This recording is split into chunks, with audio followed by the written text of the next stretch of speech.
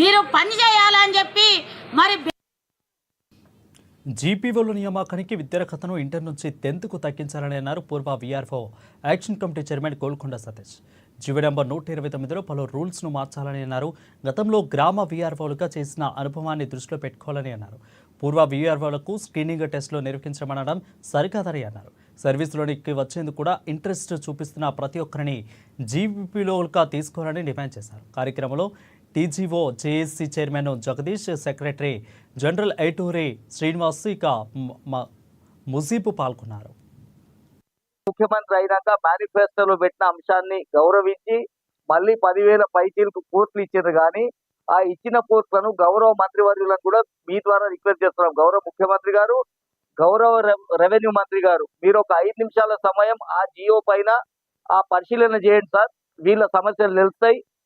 రాష్ట్ర చేసి గట్టిగా నమ్ముతుంది. ఒకరు ఇద్దరి ప్రమేయంతో ఇవన్నీ కూడా ఇచ్చులు పెట్టి ఉద్యోగులని రోడ్డు మీద తెచ్చి అటు ప్రభుత్వాన్ని ఇటు రాష్ట్ర చేసేది వీఆర్ఓలను బదనాం చేసే ప్రయత్నం జరుగుతుంది. మీరు పెద్ద మనసు చేసుకొని 10,000 పోస్టులు ఇచ్చిన వాళ్ళు మళ్ళీ ఈ నిబంధనలు పెట్టడం దారుణం అని చెప్పి కూడా ఈ సభాముఖంగా తెలియపరుచుకుంటూ మేము రిక్వెస్ట్ చేసిన వెంటనే వారు మా సమస్యను పరిశీలించి నిజమైన మీ డిమాండ్ మీకు 121 ఏదైతే రాష్ట్ర ప్రభుత్వము రెవెన్యూ శాఖ ద్వారా 129 జీవో జారీ చేయబడిందో ఈ జీవోలో అనేకమైన లొసుగులు ఉన్నాయి.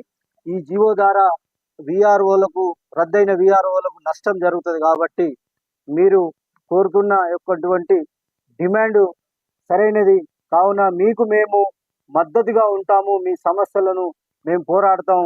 ఈ ఎంతటి పోరాటానికైనా మేము సిద్ధంగా ఉన్నామని వారికి చెప్పినందుకు, వారు మాకు భరోసానిచ్చినందుకు వారికి ఈ సభాముఖంగా కృతజ్ఞత తెలియజేస్తున్నా. తీసుకొస్తాం. బీఆర్ఓ గ్రామ పరిపాలన వ్యవస్థను పునరుద్ధరిస్తాం. గ్రామ పరిపాలన వ్యవస్థను పటిష్టం చేస్తాం. ప్రజలకు మెరుగైన సేవలు అందిస్తాం బీఆర్ఓ ద్వారా అని చెప్పడం జరిగింది.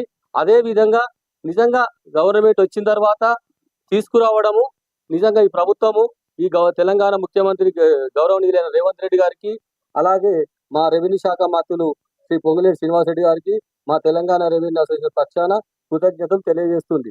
కానీ తీసుకురావడము అంటే వాస్తవానికి జీవో 129 ఇచ్చింది. ఆ 129 జీవోలో కొన్ని కండిషన్స్ పెట్టింది. ఆ కండిషన్స్ ఏంటంటే మాకు